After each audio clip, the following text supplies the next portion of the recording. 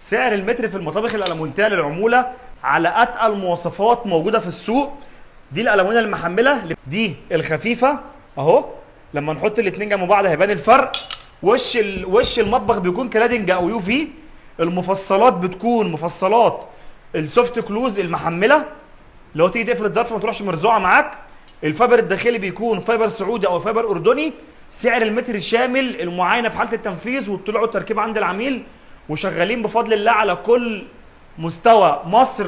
اي محافظه ان شاء الله باذن الله شغالين فيها باذن الله. والكلام ده كمان على السعر الحلال اللي بنتكلم عنه.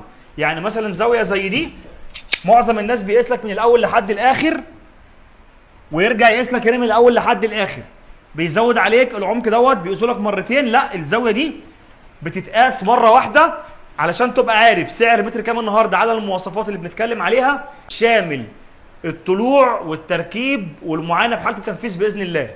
سلام.